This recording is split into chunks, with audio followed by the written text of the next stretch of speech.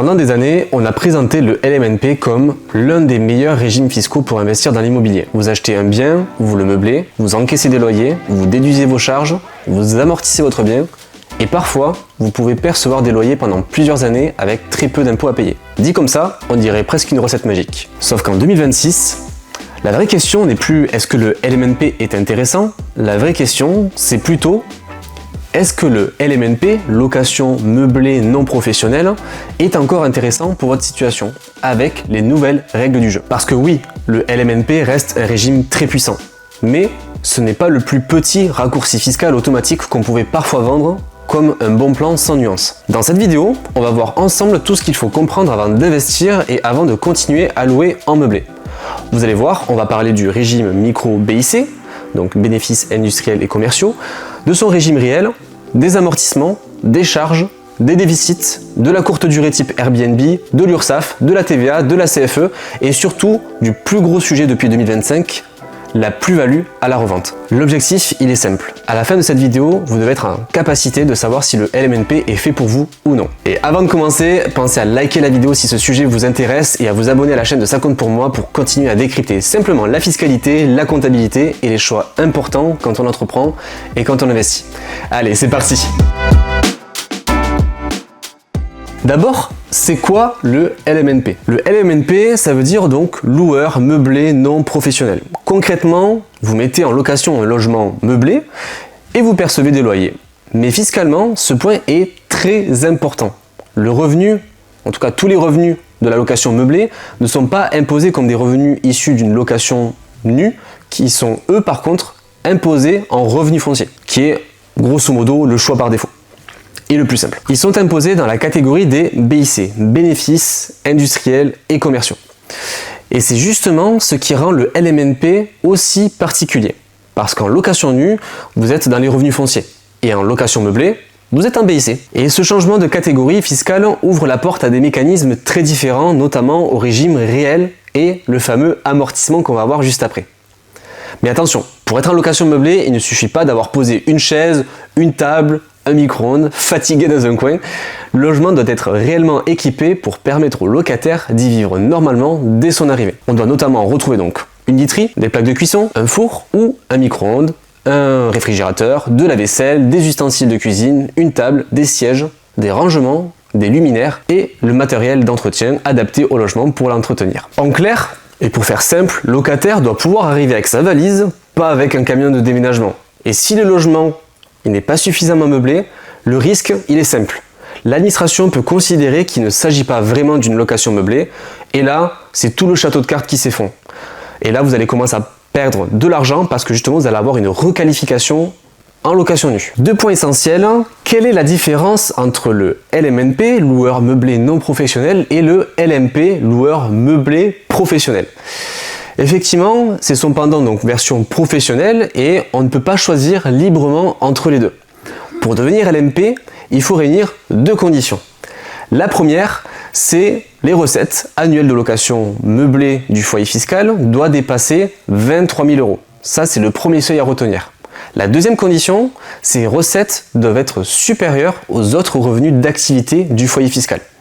Donc, si vos loyers meublés deviennent plus importants que vos autres revenus professionnels, vous basculez dans cette fameuse catégorie de loueurs meublés professionnels. Et ça, ce n'est pas un détail, parce que le passage du LMNP au LMP peut avoir des conséquences énormes sur les déficits, sur les cotisations sociales, les plus-values et même votre stratégie patrimoniale globale. Dit autrement, vous pouvez avoir l'impression de faire exactement la même chose, c'est-à-dire louer le même bien, au même locataire, avec le même canapé, le même frigo, etc. Mais fiscalement, vous n'êtes plus forcément dans le même monde. C'est souvent là que tout se joue pour vous. Le micro-BIC, c'est le régime le plus simple. Vous allez déclarer toutes vos recettes locatives et l'administration fiscale va appliquer automatiquement un abattement forfaitaire. Vous n'avez pas à déduire vos charges une par une, c'est le plus simple, vous n'avez pas à calculer vos amortissements, c'est rapide, c'est confortable, mais malheureusement, ce confort, il a une limite. Vous ne déduisez pas vos charges. Vous bénéficiez seulement d'un abattement forfaitaire, peu importe le montant de vos charges réelles. Et en 2026, il faut bien distinguer deux grandes situations.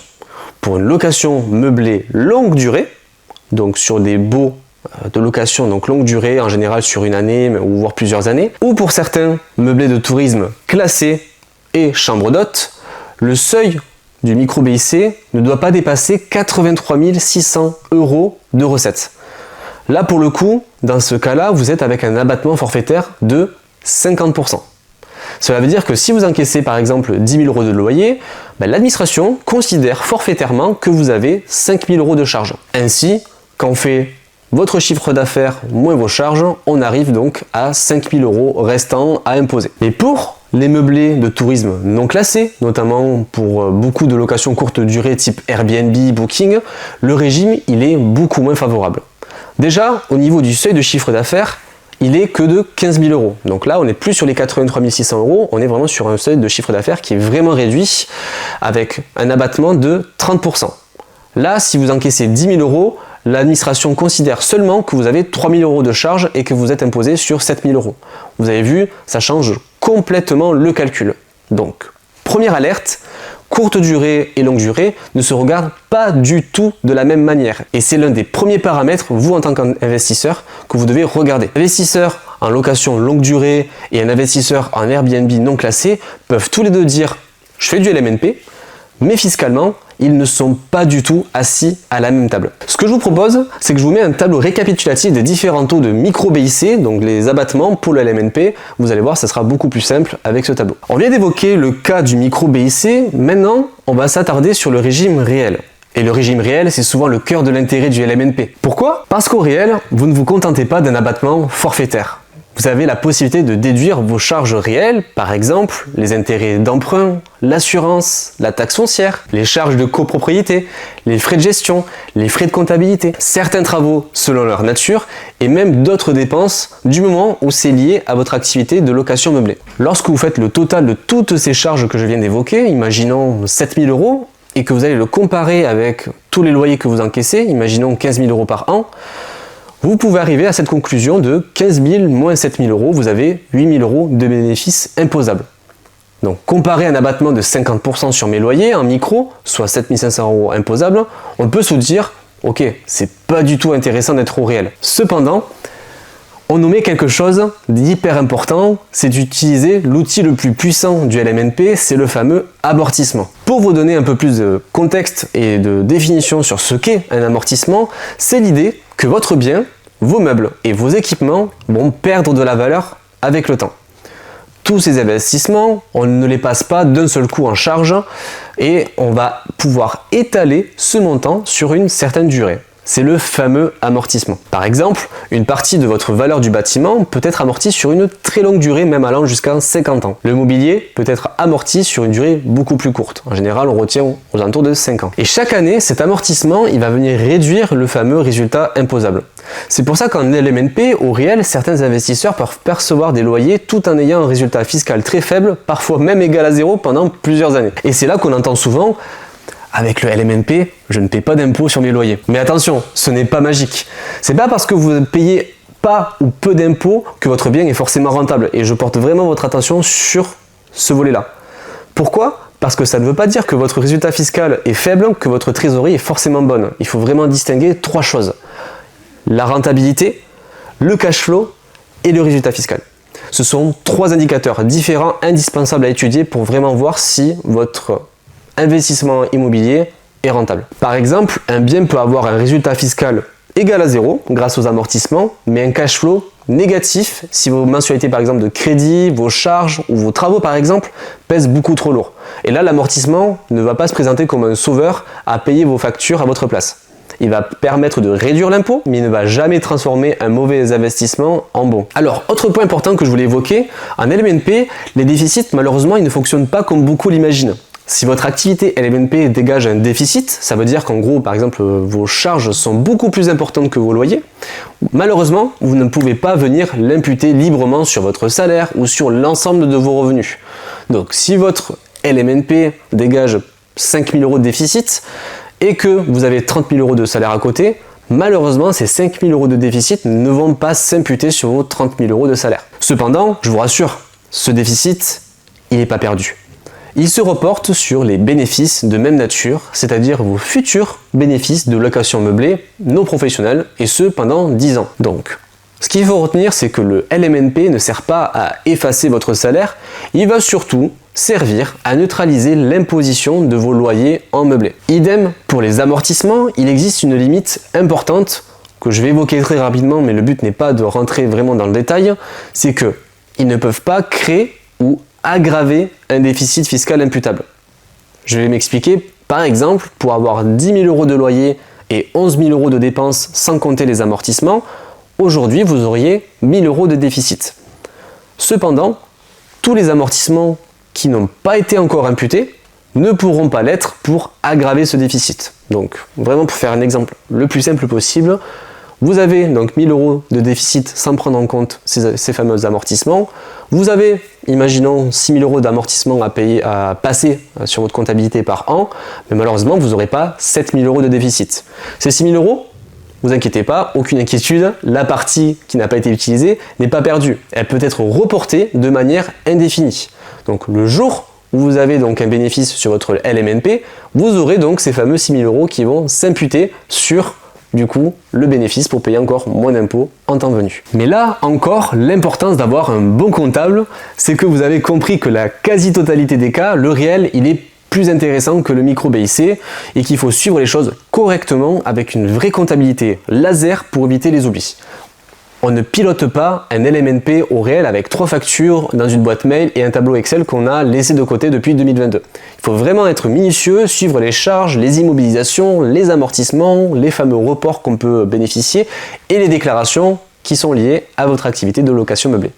Maintenant, parlons de la location courte durée, parce que c'est un point très important pour cette année 2026. La location courte durée type Airbnb peut être très rentable dans certaines villes, ça je vous l'accorde. Mais cependant, fiscalement et socialement, ce n'est pas la même musique que la location meublée longue durée.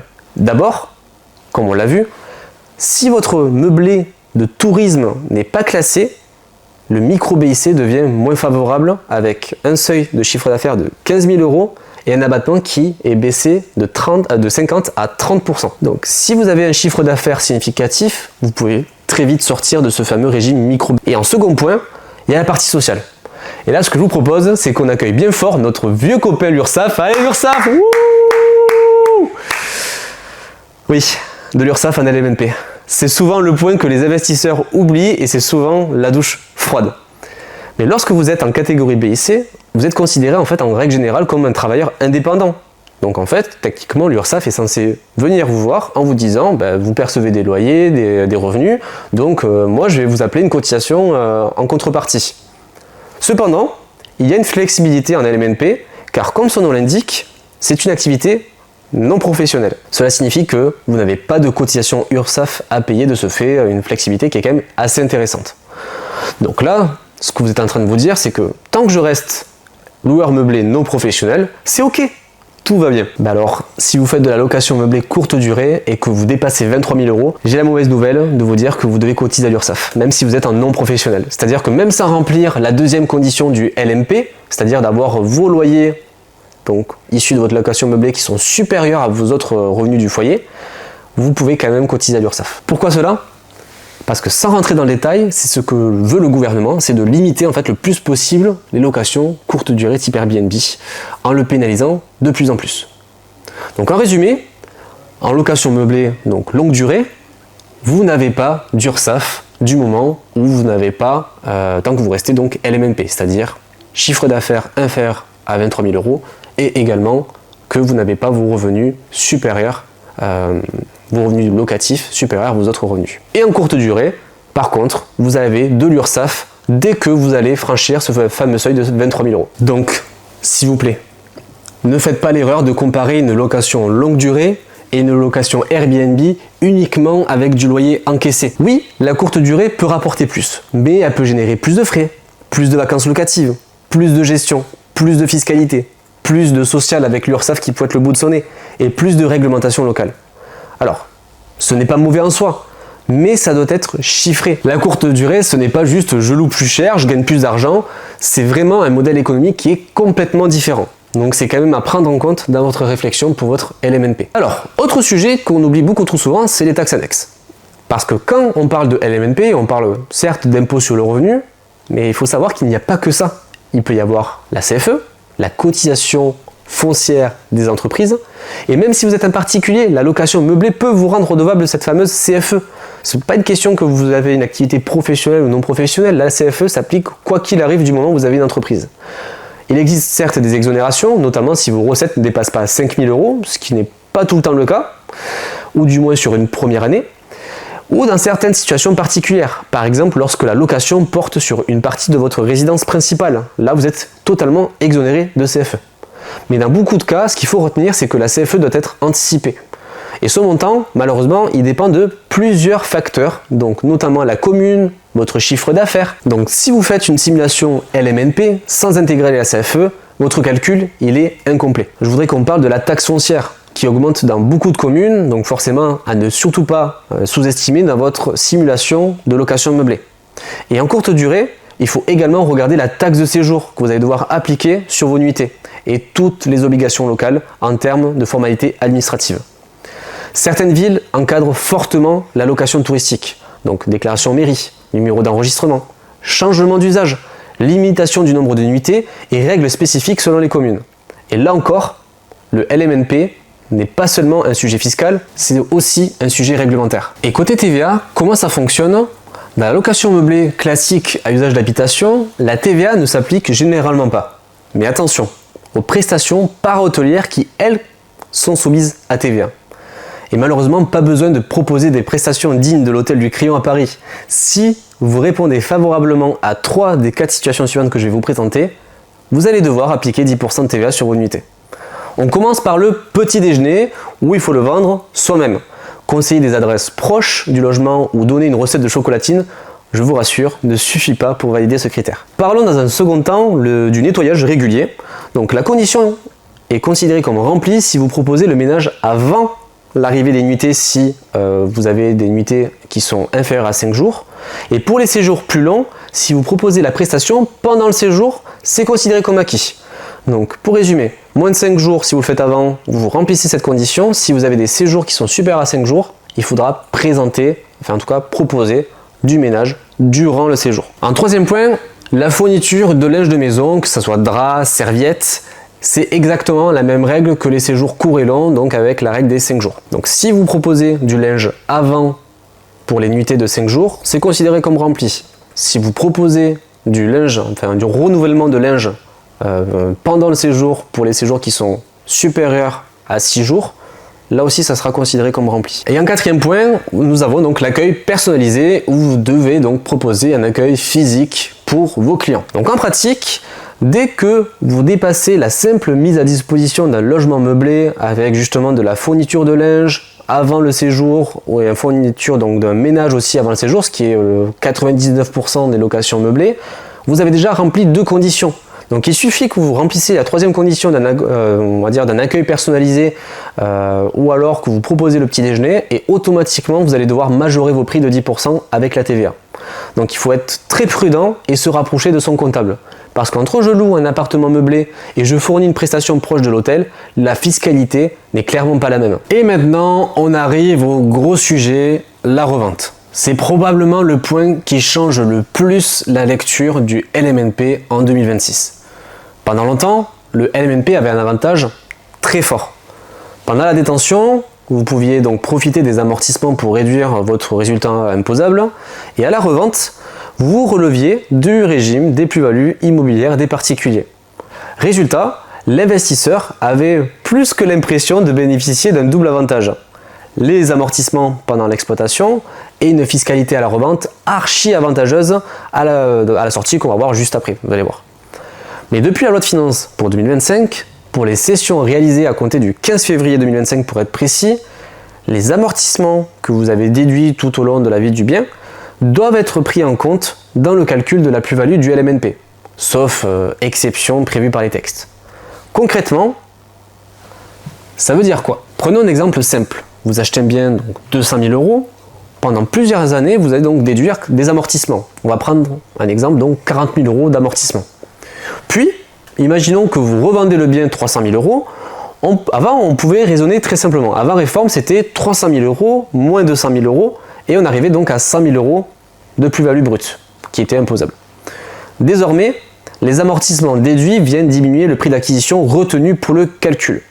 Donc pour faire simple, on raisonne plutôt ainsi. On garde les 300 000 euros de la revente, sauf que là, on ne va pas prendre 200 000 euros de prix d'achat, on va prendre 160 000 euros. On va prendre les 200 000 euros du prix d'achat moins 40 000 euros d'amortissement que vous avez pratiqué. Et donc ça donne 160 000 euros. Résultat, votre plus-value brute, elle est plus de 100 000 euros. Elle passe automatiquement à 140 000 euros. Là, vous voyez clairement le changement.